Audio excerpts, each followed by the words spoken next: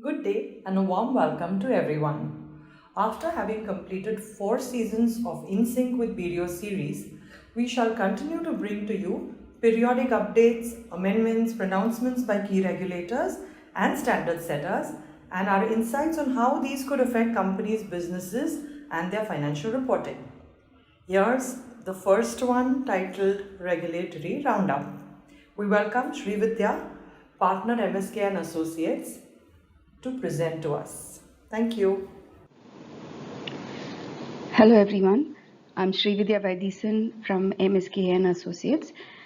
Happy to bring to you this InSync session with a number of regulatory updates, a lot of updates that have happened over the last 3-4 months. As you can see on the agenda, we have updates from the NFRA, RBI, SEBI, as well as from the ICAI. Let's get going with the updates from NFRA.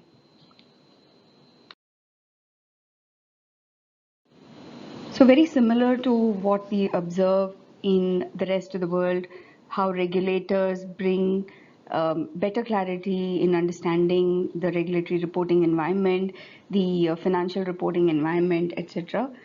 Here also in India, we are now seeing that there are comments issued by the NFRA, National Financial Reporting Authority, by going through financials that have been issued in the past. And as of 29th of March this year, there was a circular issued highlighting some of the observations which are quite important for every other reporting institution to be aware of, especially focusing on certain instances of non-compliance with Ind AS. So one of the main observations that the NFRA had was in relation to how accounting policies have been disclosed in the financial statements.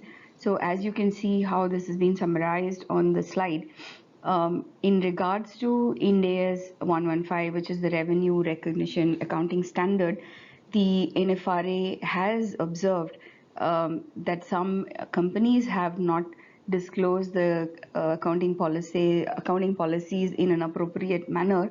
For example, when referring to the revenue recognition policy, it is important to note that there is a difference between how we describe the revenue recognition in Ind AS 115 as compared to some of the other fair value notions in the fair value standard, in the financial instrument standard, etc.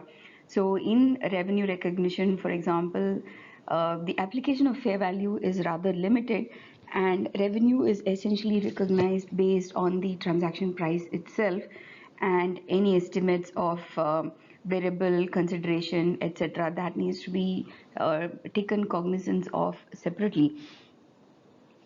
So the observation was that some companies had included the mention of fair value as the revenue recognition accounting policy as part of the accounting policy, which is not quite appropriate. And of course, the NFRA also drew a distinction between the definitions of fair value as mentioned in Ind AS 113, which is the fair value measurement standard, as well as Ind AS 32, which is the financial instruments presentation and disclosure standard, to ensure that users are aware of the transaction price as part of the accounting policy in relation to the revenue recognition standard. There's a very limited application of what is fair value for the purpose of revenue recognition, and that only is relevant in the case of considerations in the form of other than cash. So this is a very easy one to get wrong, but an equally easy one to get right. The NFRA also noted that many companies got it right, and the few instances that they noted, the names of the companies have not been disclosed, those have been withheld. But the essence of the matter is that the accounting policy needs to be appropriately disclosed and of course utilized in the preparation of the financial statements. So this was the first point from the NFRA's a circular that was issued on 29th of March. There was one more observation which is a bit more wide-ranging as compared to this particular revenue recognition, but on a rather related note.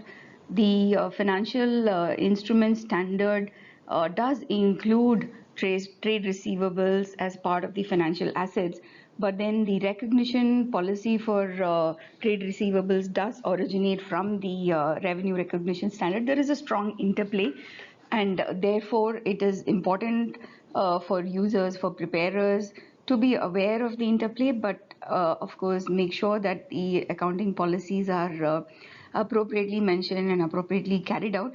Now, this is an observation that the NFRA has noted in the case of many companies, that that as either part of the trade receivables accounting policy itself or in the wider financial assets accounting policy, the accounting policies do state that trade receivables are measured at fair value.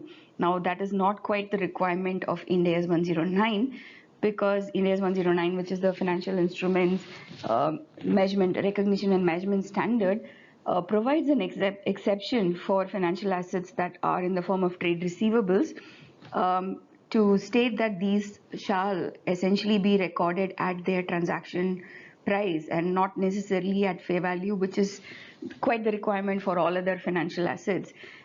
So this exception is already built into Ind AS 109, and there is a adequate cross-reference to Ind AS 115, which is the revenue recognition standard. And this is a difference to be cognizant about and ensure that, for preparers, issuers to be cognizant about, and of course for auditors to be very well aware of, to ensure that we don't get this wrong. Important observations from the NFRA, so that we can have these corrections made, at least in future, if there has been such an inconsistency in the past. Similarly, there were a few other inconsistencies between the revenue recognition standard and the trade receivables, revenue recognition policy and the trade receivables accounting policy. And these have been highlighted for the particular attention of management, audit committees, and statutory auditors who are all involved in the preparation and audit of financial statements. So these are the highlights from the NFRA's circular as of 29th of March. We will go on to the next topic, which is on the updates from the RBI.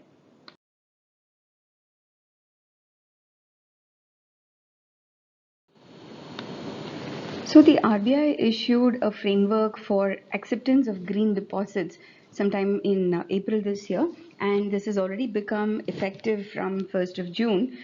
And what this essentially means is that the banks and financial institutions that are able to accept such deposits have to follow certain guidelines issued by the RBI in order to qualify as green deposits and as green loans.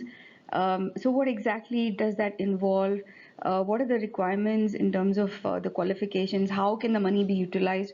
So these are the various matters that are covered in the framework. It is fairly beneficial for many companies, many institutions that are involved in the green initiatives and the sustainability initiatives. The entire focus of the country, and in support of that, the issuance by the RBI on this particular matter definitely increases the focus towards achieving sustainable goals, and therefore it is a very welcome development. Essentially, what do we mean by green deposits, etc.? So for this purpose, definitions have been given as to what a green deposit means. Essentially, all of these are deposits that do earn an interest for a fixed period, etc. But then these are earmarked for the purpose of funding green finance initiatives. So there is a definition of what exactly comprises green initiatives. I'll share that with you in a moment.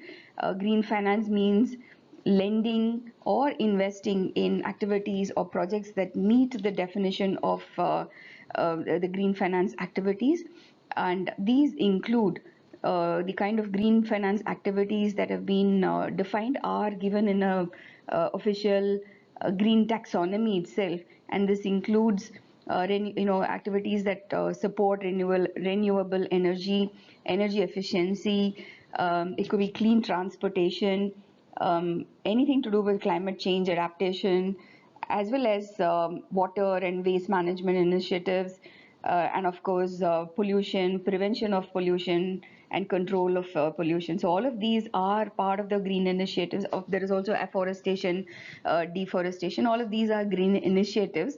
So funds that have been taken in by any of the regulated entities of RBI, which is the deposit taking NBFCs or the banks, scheduled banks. These are essentially earmarked towards lending for projects that are involved as green activities, etc., or supporting the green activities. And while all of these have also been defined, there is also a term which has been coined to state that there is also something called greenwashing. I myself became familiar with this as I was preparing for this presentation. Greenwashing essentially means that it's the practice of marketing either your products or services as green, when in fact they actually do not meet such requirements as a green activity or a green project. So this is something to be cautious about, so that what does not qualify then does not get funded or does not get the benefit of a genuinely green finance activity or a green project for that matter. So these are the definitions that have been included in this framework issued by RBI. The essential purpose of doing this is to support green loans to customers, to help customers achieve their own sustainability goals, and of course to identify or to eliminate any greenwashing issues. So these are the overall objectives, and of course to make sure that there is an increased flow of credit to active participants in the green finance, green activities space. The framework provides a fair amount of guideline on what sort of denominations. Is it like Indian rupee or any other currency? What are the interest rates? What can be the tenor of such deposits that are taken? And of course, how such deposits can be allocated towards the use of such funds to provide loans for green initiatives.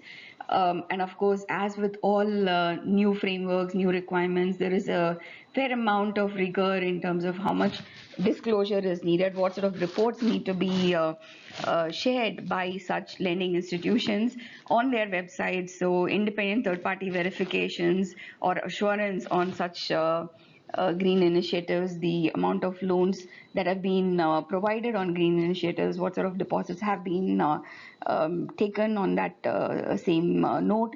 All of these will be required when such initiatives are taken up by lending institutions. And of course, over and above whatever is disclosed on the website, the annual reports should also carry the necessary disclosures on green initiatives. So it's a very interesting development. I would encourage all of you to have a look at this. It is not just meant for banks and NBFCs who are in this space. It is of course meant for the users who could be your own clients who are in the process of looking for a green deposit or a green loan. So do encourage your clients as well to have a look at this closely. I'm sure a lot of us can benefit from this. Next, we go on to updates from the SEBI on related party transactions.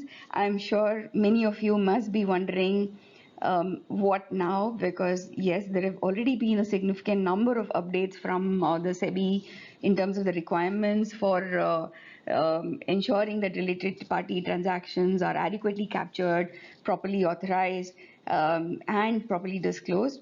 So let's go in and find out. So as I mentioned, related party transactions have been a hot topic for a few years now across various stakeholders, and there have been further amendments from SEBI in this regard.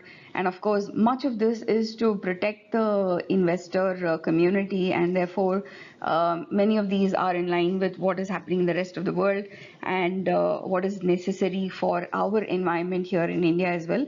the SEBI, in the process of issuing these amendments, has reiterated the importance of empowering shareholders, especially in terms of reviewing and approving related party transactions. I'll get to that in a moment. So the amendments are yet again widening the gamut of related parties, the number of related parties that will get captured within this definition, and how exactly approvals must be obtained, etc., etc. So one of the key changes that has happened is in relation to the definition itself of who a related party is.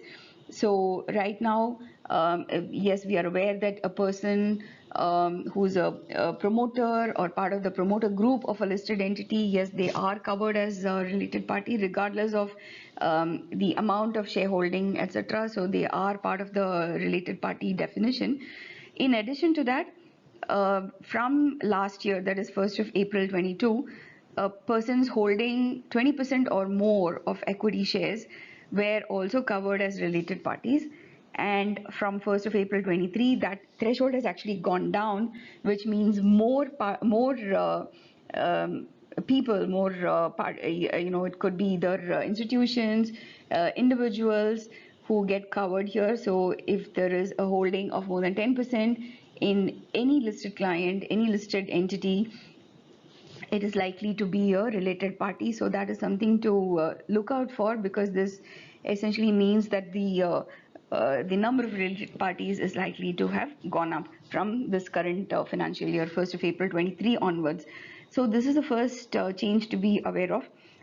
Secondly, for all material modifications to related party transactions, once a prior approval is taken, any subsequent approval, any subsequent change which is material, that also needs to get approved by the audit committee.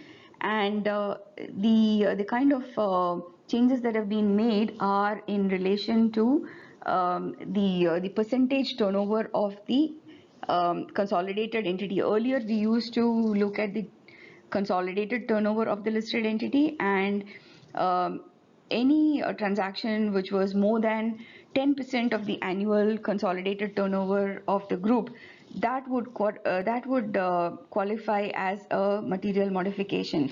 But going forward from 1st of April 23, which is already in place now, the threshold has again been dropped, which means yet another widening of the kind of transactions or the modifications that will get covered as part of these changes will be based on the 10% annual standalone turnover of the subsidiary itself.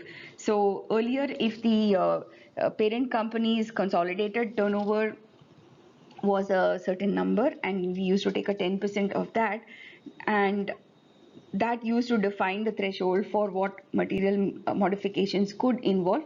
Now that has been dropped to 10% of the annual standalone turnover of the subsidiary itself, not quite the parent.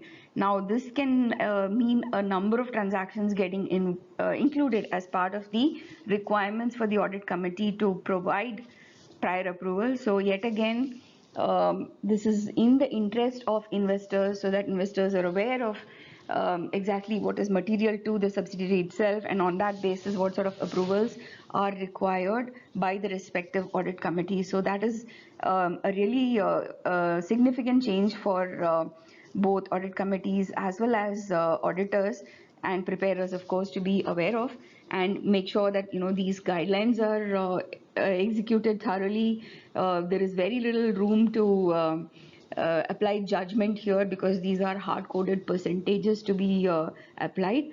So this is the second point on the left side of my screen.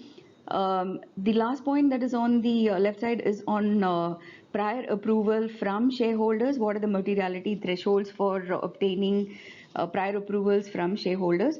So if there are transactions during the year which are in excess of 1,000 crores or 10% of the consolidated turnover of the group, whichever is lower. So all of these transactions will require the approval of the shareholders. So which is likely to be the case. 10% of consolidated annual turnover for an entity is definitely something that will be required in terms of prior approval from shareholders. So these are all the key changes in regards to related party transactions. All of these are important changes. Do go through the circular. Please discuss these with your respective clients, or if you are a client, please discuss with your auditors and your audit committee. So after going through the changes that have been put in place by the SEBI for related party transactions with effect from 1st of April 23, what do companies need to do? How do we make sure that whatever new requirements have been put in place, whatever new thresholds have been brought into place, all of these are being adequately addressed? Management definitely has to make sure that all new related parties are identified. And this would be a fairly important exercise where there is a frequent change in the shareholding pattern. For example, when some shareholders breach the 10% shareholding levels, and if there is a constant movement, this is something to be monitored at a regular interval. And this is also likely to be a challenge where there are institutional investors are involved, where they may hold a significant percentage earlier, and that percentage has been dropped now. So it's a very possible chance that there will be many more related parties to be included in the new definition.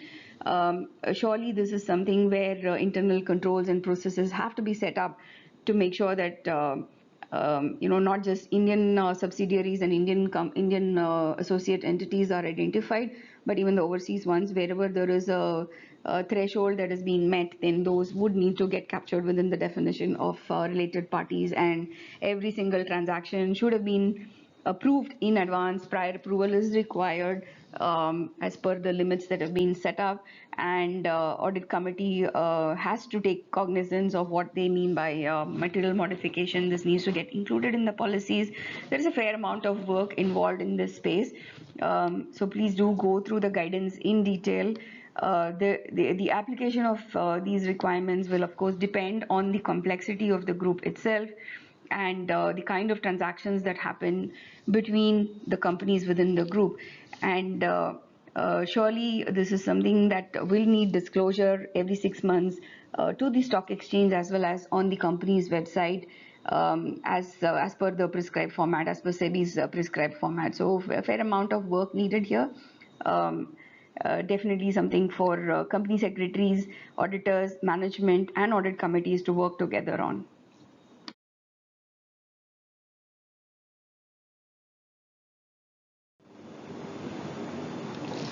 So next we bring to you the updates from SEBI on BRSR. As many of you are aware, we used to have BRR until 2021-22, and then BRSR was introduced from 21-22 on a voluntary basis, and then of course it was mandatory for the year that has just been completed, 31st March 23, for all top 1,000 listed companies by market cap. While this is happening, there is also a parallel activity happening in the international space. The IFRS Foundation has set up the International Sustainability Standards Board, the ISSB, and the ISSB has already issued 2 exposure drafts, one on sustainability and the other on climate change disclosures. All of this, how India will converge with some of those, all that will happen over a period of time. But essentially, these are in the same direction, towards the same sort of sustainability goals. So to that extent, there is great initiative and progress towards streamlining as well as enhancing the quality of reporting in this space. So SEBI has issued 2 consultation papers on ESG disclosures, as well as the regulatory framework for the rating providers, ESG rating providers. Both were issued in February this year. Essentially, these are frameworks available for identifying and selecting the kind of KPIs for under the E, S, and G attributes, so that eventually there is enough comparability, and therefore it is also possible to obtain reasonable assurance over a period of time. While there is an assurance standard available, as of now, there is no mandatory requirement to have an audit or an assurance report issued on the BRSR report just as yet. although I think a number of companies have gone in for an optional or a voluntary sort of assurance reporting from their own reporting quality point of view. And surely there have been challenges along the way, because many of these relate to data points that were never captured earlier, or there is concerns on the completeness, the accuracy of the data that is being captured. So surely there is a lot of improvements to be done in this space. The BRSR framework that is now being proposed, or the enhancements that have been proposed, the initial requirement is for the top 250 companies. The SEBI is still finalizing the framework based on consultation comments received over the consultation, but this will become effective for the top 250 companies in the first year, which is FY 23-24. There is a glide path, and therefore it will become applicable for the top 500 and the top 1000 companies going forward. So a lot of action in this space, definitely for everyone to keep abreast of, and to watch out for any new requirements that come along the way.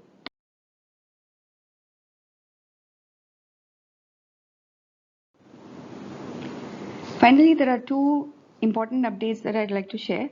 The ICAI has issued in April 2023 a technical guide on disclosure and reporting of KPIs in offer documents.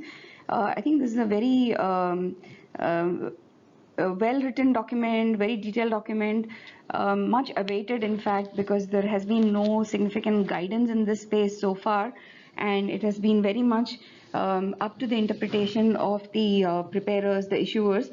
So therefore this is a very well received guideline in terms of how KPIs should be selected, what sort of peer information can be written to compare with others in the same space, what sort of data needs to be put together, because this is for all the years that are being presented, all 3 years that are being presented. So fair amount of guidelines on those, and of course what needs to be audited as well. So all of those guidelines are very helpful. All this is presented under the heading of basis for issue price. So for those who are in the process of preparing for an IPO, this would be excellent guidance to look out for.